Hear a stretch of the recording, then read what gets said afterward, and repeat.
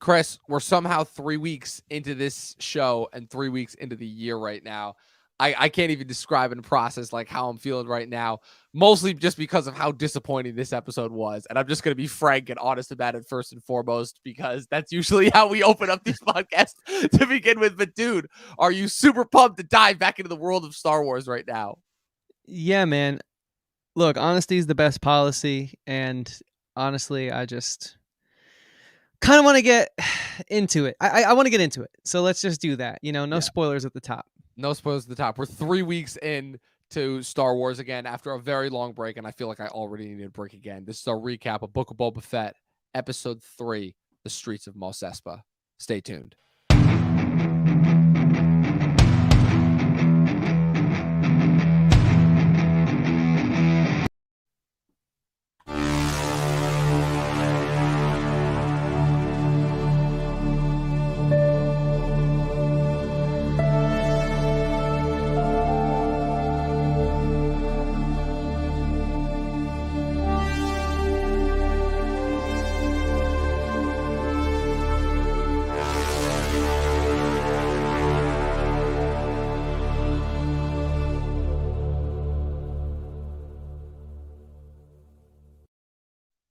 All right, so here we are.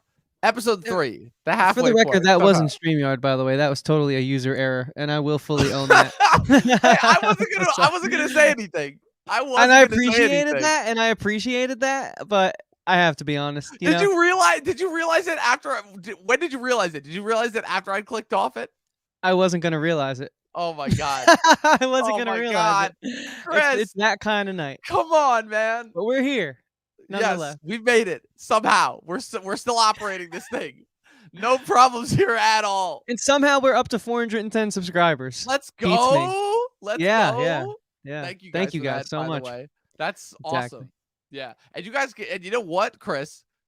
You know what they can do? You tell me, Dom.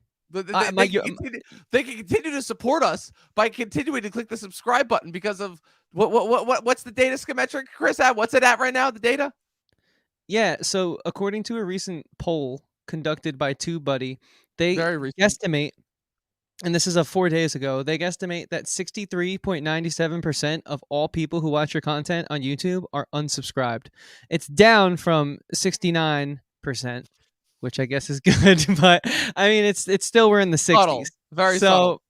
Yeah, we're in the 60s. So let's try and change that. Let's try and improve that. And you guys could help us not only grow our channel, but change the metric of support here on YouTube, because it's a creator community, right, Dom? So yes, maybe we could be the change.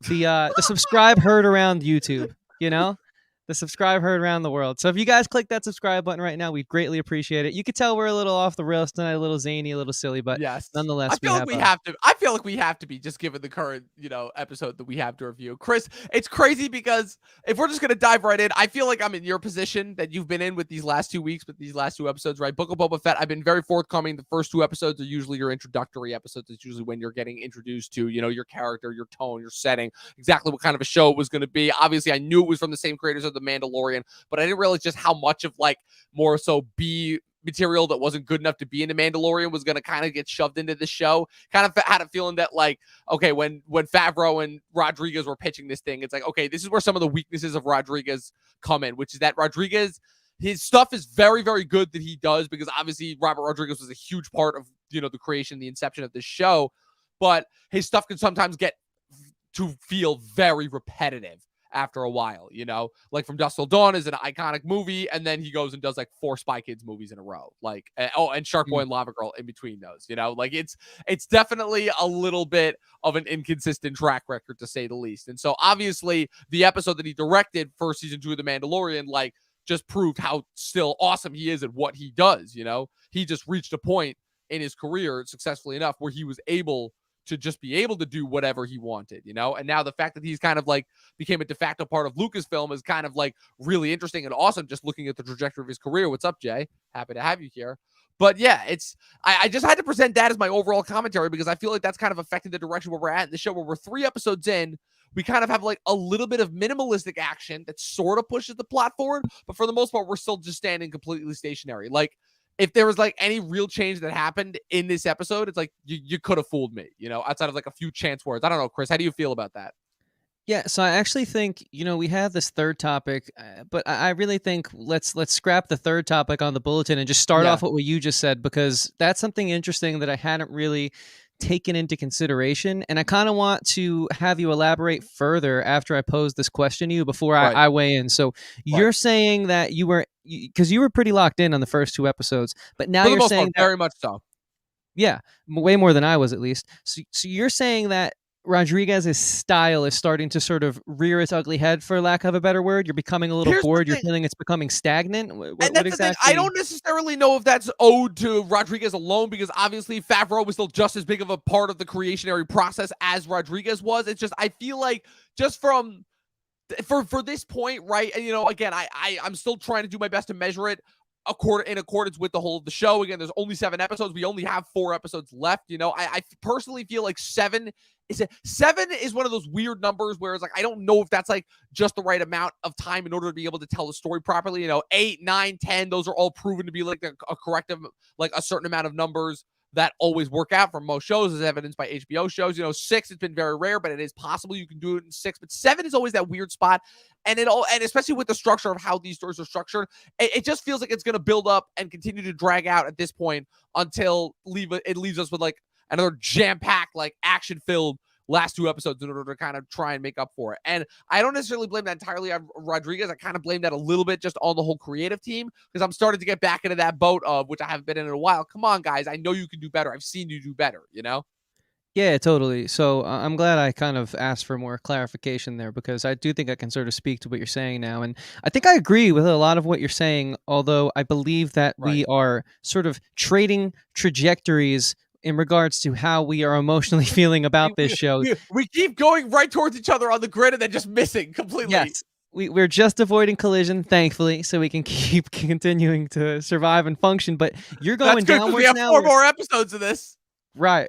Yeah. Well, hey, at least they're giving us something to talk about. There's been a lot of first-time watches from Disney that we've been, left with wondering, how did we do an hour? At least that's not the case here. But what I will say to speak to the larger point of Rodriguez and the creative vision, I think that, yeah, the style is pretty prevalent, and it is a little not boring, but it's here's the thing, like they're not being lended in service to good storytelling is the problem. I definitely can agree with you on there being storytelling issues throughout this series so far. But what I was going to say is I think the filmmaking, because I wanted to speak to that first, I think it's like there's not much flash here, which I actually like. The problem is it's not what I am trained to expect or get from Star Wars and especially Disney as a whole. So it feels tonally a bit different, only because there's been this push that was created from Marvel, but as we spoke about last week, they're not only just trying to do the relay race of the continued narrative throughout a cinematic universe for Marvel. Disney clearly is trying to do that for all their IPs that they can, Star Wars being another perfect one, ripe for the picking with that. And so because there's so much flash and cheap thrills, I'll call them, in the trilogy that failed with Luke, Rey, and Finn, and in season 2 of The Mandalorian, this just feels tonally out of place. Although I'm like way more happy with this, because it kind of gets back to like what I like about Star Wars, which is, sure, there was some flash in the original trilogy. Obviously, it was groundbreaking visually, effect wise, and cinematically for its time was a record breaking film. It wrote the book, really, it did. But it also had that old school Hollywood touch, because it came from old school Hollywood. And so I like the earthy, ethereal feel of this series, but it just comes at it's a weird dichotomy based off what we've been getting. And it makes me sort of question if they're training me to think Star Wars cinematic universe, where we're never going to fully get away from people who know the Skywalkers. How can we be here right now, this very grounded, earthy thing, when we just came from such a grandiose story? Like, at least Marvel all feels like it goes together. And I think that's, for me, where the confusion comes from. Now we can break down the storytelling in a second here, but before we jump off the filmmaking, do you have anything you want to add to that? I actually did have one more thing that I wanted to add to that, which I think is kind of a thing that we can attribute to this series specifically, which is that you've seen a very lacking amount of Filoni's presence recently. And I don't know if that's because he's got other stuff that he's working on in the animation department or what, but I realized because I was looking at the credits, Filoni is only credited for having co-written the final episode of this show with Favreau, which leads me to assume that that's probably why. Because at the very least, like with the previous 2 seasons of The Mandalorian, Filoni had a very large influence. And we obviously know that his presence is kind of, again, just from the main, like the real meaty, like awesome storytelling bits that we love about Star Wars on TV, they kind of really come from him. And so the fact that it's kind of not coming from him and that the majority of this is Favreau, it kind of makes a lot of these episodes start to feel a little bit more stock, because it doesn't feel like they have that magic touch, Like I keep comparing it to a Western overall, but it feels like now those comparisons are starting to go downhill because ultimately it started to feel trite and just a usage of the tropes rather than a subversion of the tropes by lending them towards another genre. Yeah. See, that's really interesting. I didn't know that Filoni was so detached from this project. Right, and it's crazy because I didn't realize that until now myself. I literally just had to remind myself. I'm like, holy shit, Filoni's barely involved with this. And I think that explains so much of where we're coming from with this, at least with this first topic, and kind of where I've been coming from, not realizing it because I've been saying, Filoni and Favreau every time I've been speaking, and right. maybe wrongfully so because I hadn't known that. So yeah, I think that it's not that I don't like Favreau's styling and his touch, but I certainly think there's a reason that we talk about them together, right? Right. And so I think because does kind of the team that made The Mandalorian. Exactly. And look, I wasn't the biggest fan of The Mandalorian season 1, but I was very, very into season 2. And I think they hit a stride there and kind of got me on board. So that's why that is why I do feel like we've taken a step back. I think that is a good, if I'm looking for an answer, I think that fits the bill, that it's the lack of the Filoni-Favreau combination here. Right. Because I think really in the narrative is where it stands out. I feel like Filoni did a great job and has done a great job of pushing multiple storylines forward, whereas it kind of feels like there is an imbalance here where we set up the first 2 episodes, which were the flashbacks establishing where Boba's coming from, what he had to overcome, and of course now we're seeing it come together, right? The Pike Syndicate clearly took out people who he found a home in, being the Tusken Raiders, who took him in, made him one of his own. You guys watched the episode, you know that. But I think that it wasn't a very distributed, even way of establishing where we're at in the present day timeline and allowing us to sink our teeth into that. Because to me, that's why we're here. We're here for the daimyo crime boss syndicate battle that's about to happen. And we finally got some of that this episode. But now that feels out of place because we spent so much time in the past. And for all the complaints I've had about The Mandalorian, it was never really about where we were going. It was more so about not enjoying where we were going, but I was never confused. The story always felt like it was being told well. It just wasn't a story that was for me, whereas now I'm sort of questioning how the writing is impacting what we're watching. Like I'm questioning the process, whereas with Mandalorian, I was more so questioning, it was a matter of taste, but I always knew the craft was there.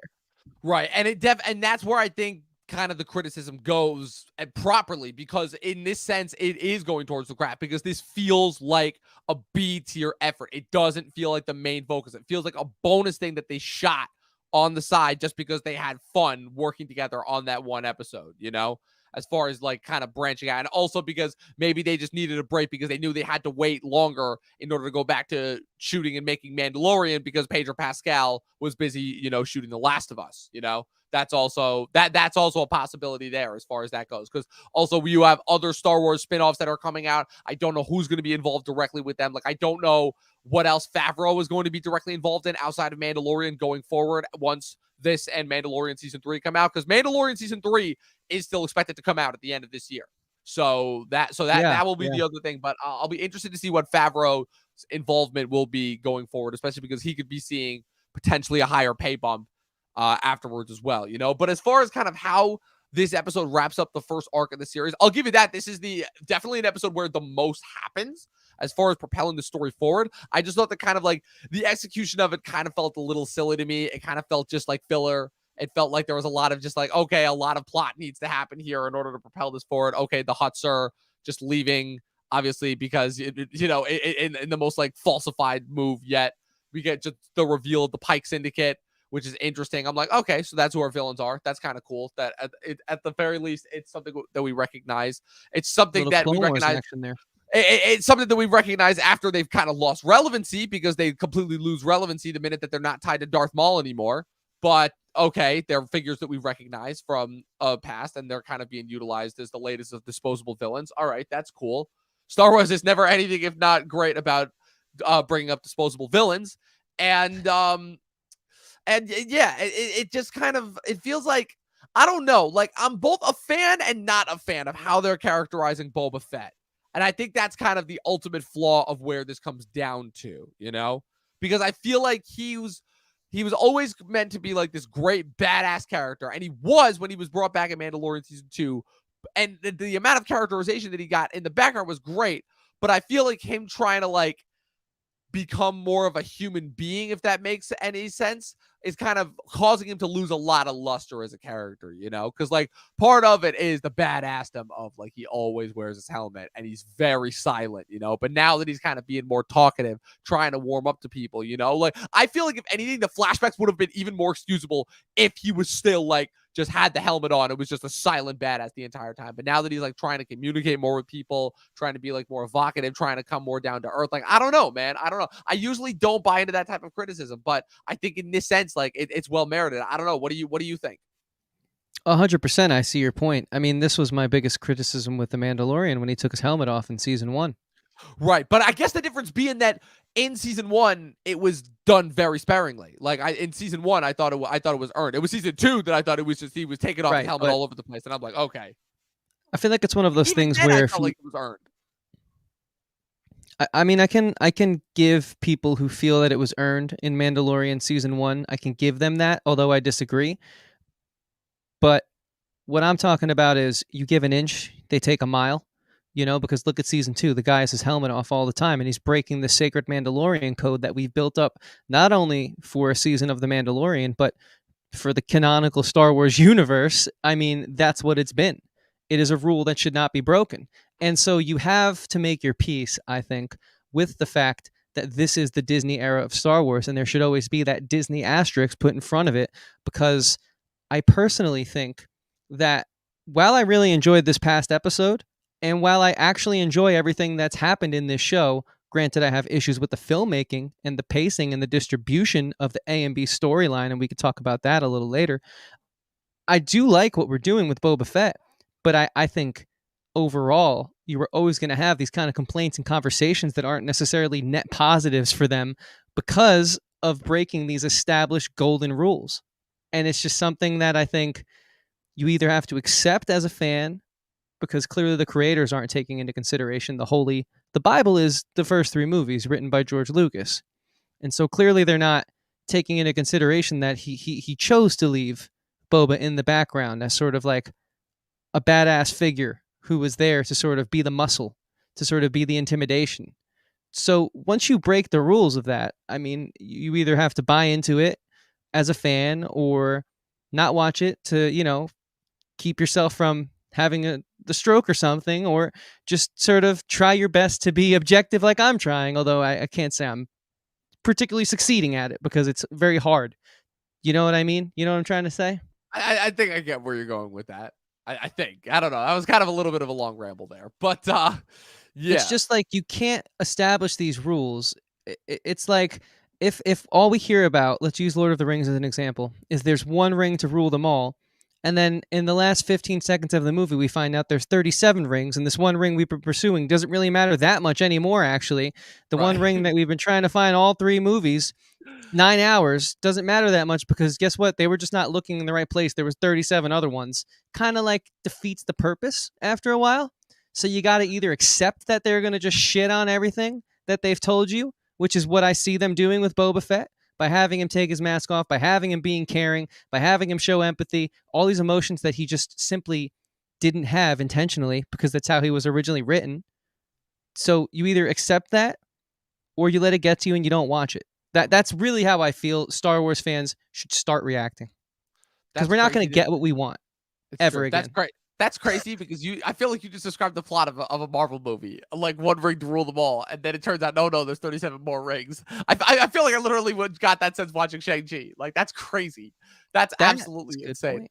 Yeah, it is. But yeah, and I feel like I feel like kind of like, well, like which part of this like stupid episode do we want to talk about first? Like, do we want to talk about like the Wookiee attack, which was kind of pretty interesting, and like it was like and like the origin of it? Do you want to talk about like the weird group of like cyborg kids that he recruited? That sequence is just really strange. Like I don't know where kind of the influence for that came from. I mean, you know a little bit about the Wookiee. Like I saw the Wookiee and I thought it was for a second I thought it was Tarful, you know, Chewbacca's companion of like Yoda's other Wookiee bodyguard from Revenge of the Sith. And then it turned out it was this other character. Like, so explain, Chris, because you know something about this character. Yeah, basically, I've never read anything that he's been in. His name is Kristan, and sometimes he goes by Black Kristan, and basically, he's just one of the scorned of the universe who has been making his living like every other bounty hunter, sort of going through, picking up jobs from Jabba, doing this, that, and the other thing. A lot of what he did has been written out when Disney bought Star Wars and they sort of dubbed Legends, and he kind of lives in the Legends world. But it's cool to see him get a new life and a second chance because he was a fan favorite for a long time. He's been in a few video games. People clearly like him. He's if you're deep in Star Wars, and you have to be even deeper in Star Wars than I am to really know like some specific points of what he's done. But he is a character that's resonated for those people who just can't get enough. So I think it's a really cool fan. I wouldn't even say it's a servicey thing because I think a servicey thing would have like C3PO pop up in an episode, you know, which they damn near tried today with another one Oh of yeah. those. What are they called? The type of droid C3PO is. Oh, the protocol droids. Protocol droids pop up. But I think it's a very cool know your history of the world you're living in, which is something I think we've always given Favreau and Filoni points for. So it's really cool to see him. And you know, you keep like sort of, and that is your opinion that you weren't a fan of this episode. See, I thought this episode was really good. I feel like if we're going to talk about this episode from the conversation of, all right, now this is clearly our first act, all the stakes have been set up, all of the motivations have been established and shown to us. Now let's get into the thick of it. I think if we're looking at this episode as the end of the first act, I think it's strong, but the first act as a whole, I think is really muddy and really messy. I feel like we're really, unfortunately, missing that Filoni touch. You know, now that you've brought that to my attention, that's at least what I'm gonna put my needing of an answer in, because I don't like the way it was paced out. I do not like the fact that it was pretty much a flashback the entire first episode. I don't like the fact that it was pretty much a flashback the entire episode. And then the third episode, we had a flashback a little bit, but we quickly just like made up for lost time in the present day. It just feels messy. And to add to that even more, like again, not to focus a little bit too much on the casting, but like the biker gang, the teen biker gang that they brought with like cyborg parts. I don't know, that felt like something out of Cyberpunk. That just felt out of place. You know, it didn't like I've never been one to say like, oh, this doesn't feel like Star Wars, because for the most part they've done a pretty good job of capturing that. But that one just felt out of place. And I don't know if it's distracting because it's the same actress who's in Yellow Jackets, which I'm watching right now on Showtime, which I would definitely recommend watching. That plays young Natalie on that show. Is in this show. The actress's name is Sophie Thatcher. It was super distracting, and like the bike and like the speeder chase at the end. I don't know. Somehow that should have been awesome and exciting and pulse pounding, and it just felt trite and boring. Like I don't know, how does a speeder chase feel boring? You know, like we literally got a friggin' like droid blasting our way through stormtroopers at the end of season 1, and that felt awesome. Like how did that lose its luster in just 2 years? Like what happened? Fill in the missing piece for me, man. What am I missing? Well, yeah, I totally agree. I think your cyberpunk comment was spot on. I don't necessarily think Never played of that game, by the way. Yeah, well, it certainly looked like something right out of it. I don't necessarily think of vibrant pastel colors when I think of Star Wars. I certainly don't think of neo greasers when I think of Star Wars. So, you know, Jay Manley here, yeah, we're going to talk about it, man, because it was weird. It didn't make sense. And I totally agree with you. And you know, we'll also talk about Kristan a little further as well here. So, yes. Most underused player of the episode so far. For sure. And I kind of hate what's happening here. I hate how obvious it is where we're going. I mean, Star Wars isn't meant to be cryptic. It's pretty self-explanatory, but I think that there's a fun in the level of expert there's a thrill in the level of nuance they are able to impart on the very basic frameworks of the hero's journey that I'm not seeing here. I'm not seeing a poised level of control when it comes to sort of dispersing these story beats within Boba's hero's journey. It feels very, I don't want to say amateur because it's not, but somewhere in the middle of what I expect from Star Wars and somewhere in the middle of amateur. It's a conversation, needless to say, that I don't have often about Star Wars because I feel like there was so much interesting and gripping here. Like we said in the first episode, I mean, I love the whole idea of him trying to be a daimyo, trying to take control of the city on Tatooine, trying to sort of run this crime underworld in a way that hadn't been done before. I mean, that's very compelling, especially in this new playground where it doesn't seem like a Skywalker will come up and overpower the situation out of control, where he's fingers crossed, automatically going to win. So that's nice too, to know that, like, okay, we are truly out here in the Wild West of Star Wars, at least the most Wild West they've given us. But then they do these weird things, and I get it. It's like, it is their job to add their own little feel into the Star Wars universe. And so maybe they were like, you know what, there should be this greaser cybernetic robotic gang that sort of harkens back to the 50s, sort of like, we're going to beat you up and have toothpicks sticking out of our mouth type thing. We're just like young kids, like a West Side Story comes to mind since we all just watched that recently, right? I was thinking, what's it called? Rebel Without a Cause too. Sure. Yeah. Any one of those types of things, it's like those kind of characters, and it's cool, but it's not like, it didn't work for me. And so I think, to answer your question, it's twofold, right?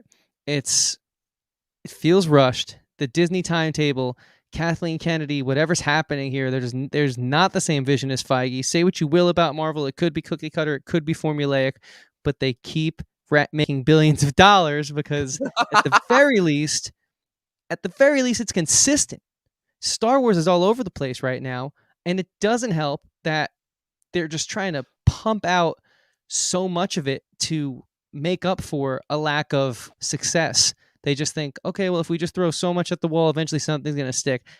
Those are my two sort of answers to the question: the oversaturation and the lack of a game plan, and weird creative choices that suffer and become weird because there's no direction. So I guess really it's three things. What's your take on all that? My take on that is that it's so disappointing because, again, as far as the oversaturation element, we went for literally a year with no Star Wars. We had literally a year of no Star Wars content in between. Well, actually, that's not true. So we had Clone Wars 6 months after we had Clone Wars, about 3 months after the first season of The Mandalorian, and then the pandemic set in. And then when The Mandalorian season 2 came out, it felt like a gift from God, as far as, because everything was so limited. So it kind of brought a little bit of that special feeling back to just media in general. But now that we're kind of in this oversaturated climate, we had a season of The Bad Batch. We had like just the right amount of time in between this. But now that we're sitting through this and it feels so underwhelming, and now that we know we're under this pressure of all these new Star Wars properties that are coming out, and now with the expectation of having sat through a year of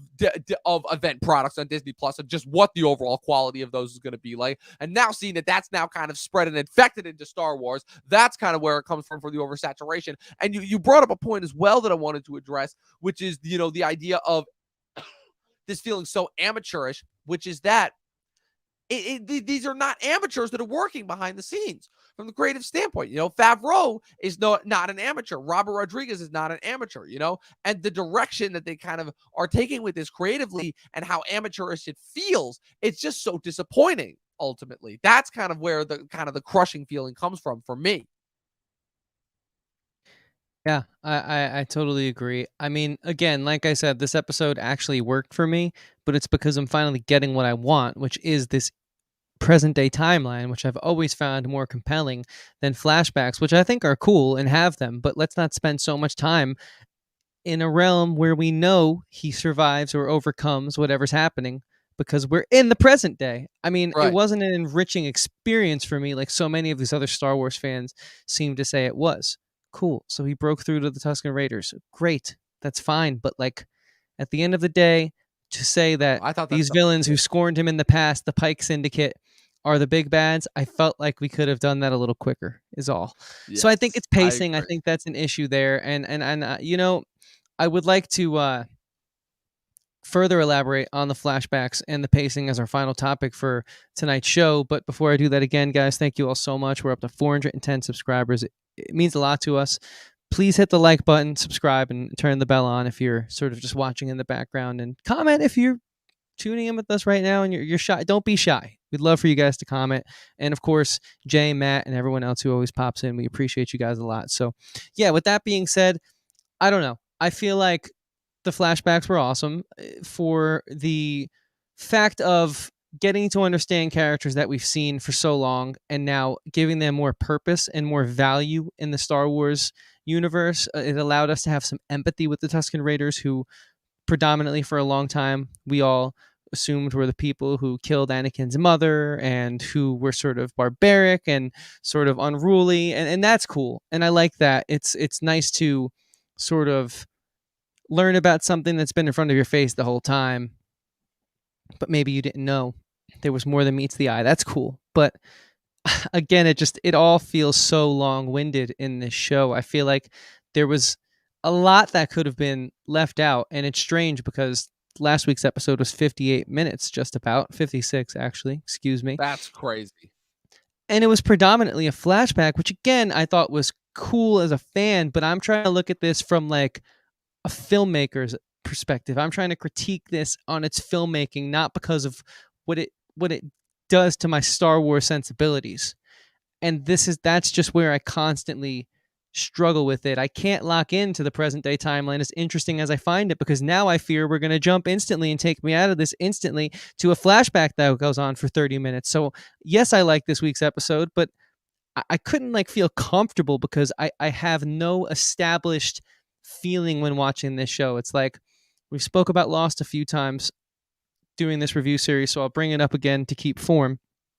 With Lost, you know there will be flashbacks, and in later seasons, when they run out of ideas for the flashbacks to keep the uniformity, they do flash sideways, which are sort of alternate stories, but they only ever go for about 3 to 4 minutes, then we cut back to reality as we cut to a commercial break. There's a uniformity there that I think helps the show. Other shows do flashbacks as well, and they're not necessarily as uniform as that. They're not as formulaic as Lost, but they also never overstay their welcome. Whereas with the Book of Boba, I'm always nervous and I can never really lock in. My critical eye can never be at ease and truly enjoy it. I think like the best thing about watching a great movie is you can turn your critical eye off, but still take in all the amazing cinematic moments that are happening, but it just does such a good job of allowing you to turn that off and enjoy it while still appreciating and dissecting the craft, right? You probably know that better than I do. Yeah, definitely. And that's what Star Wars does for me, the originals. And I just haven't had that happen again for a long time. We came close with a little bit of Bad Batch and a little bit of Clone Wars, but we came close. I don't know. Yeah, I'm Take it telling away, you, Don. man. Telling you, man. Well, first off, if that does nothing else to prove my point that the animated Star Wars is where it's at as far as the future of carrying that Star Wars feeling. I mean, so far I haven't been proven wrong. But just as far as to speak to your point, look, man, the originals are the originals, and I feel like consistently like wanted to get that feeling. I've warned people like that feeling will never be replicated. That is truly a once in a lifetime kind of a feeling with those movies. And I think that the animated movies have done the best as far as carrying that. And as Matt said, we still do have a lot of time and episodes left. And ultimately, I think at the end of the day, consistency and quality wise, like you said, this is kind of what we've come to expect from Disney. I can certainly say that from a flashback standpoint, this is not nearly this will never be as egregious as American Horror Story. Those flashbacks just got gluttonous after a while and really, really gratuitous. But the thing that I can say about this is that this is once again still playing out like the weird extended movie structure. With they're going to drag us on for at least 2 more episodes with just like weird, mind-numbing, like middle act stuff. We may see a side quest, hopefully, probably just more flashbacks showing what Boba did while wandering the sands until he found Fennec, and then like have some more flashbacks of them two in the desert surviving together before they go off. Like they're going to drag this out. Like I already know this is a plot model that they are going to drag out.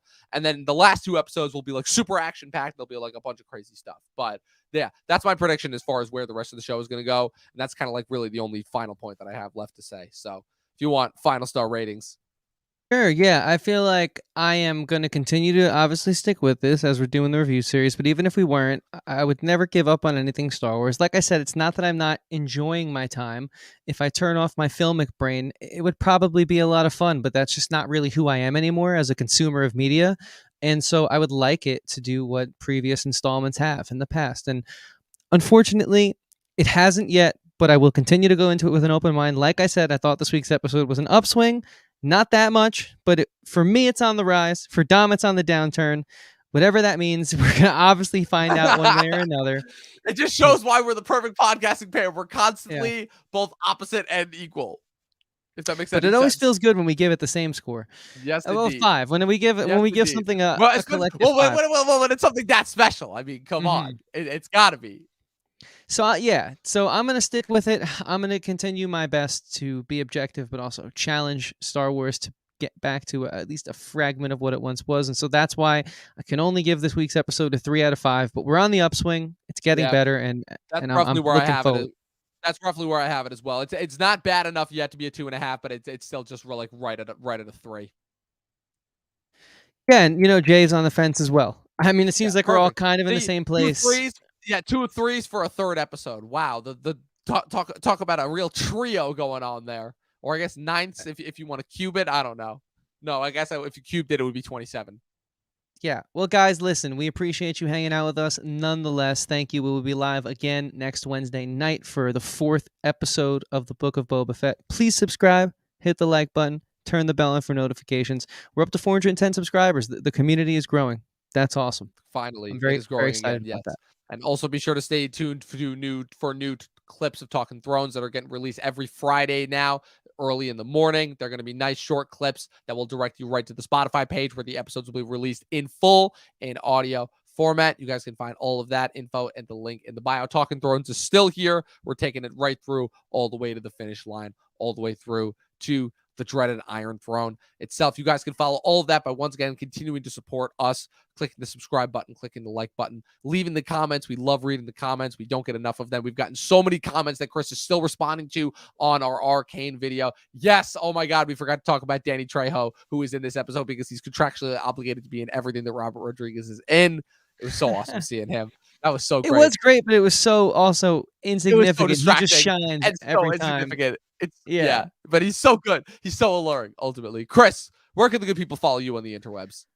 Yeah, they can find me everywhere our podcast is available. That's Twitter, Instagram, Facebook, and TikTok at Christian Evanko, Evanko. I make music, which you can find through the link in my bio or on streaming services such as Spotify, Apple Music, Google Play, YouTube Music, Amazon Music, and all the other major streaming services. I would really appreciate it if you guys gave me a listen and stop by and let me know what you think. It goes farther than you think. So if you listen, thank you. And of course, please follow and support my co-host in all of his personal and sarcastic endeavors. Dom, where can they find you? At Movie Nerd Reviews, Facebook, Instagram, Twitter, Letterboxd, and TikTok, if you so desire. I only have one video on there. I don't think I'll ever make another one, but who knows? I may surprise you guys one day, but that's where you can follow me, posted all my stuff. But more importantly, follow us on the official podcast stuff at Official Talkin' TV Podcast on Facebook, Instagram, and Twitter. We'll be back next week with a new episode. And of course, new podcast episodes every Sunday, 12 seasons of a short film. Watch more fucking movies. We'll see you guys next time.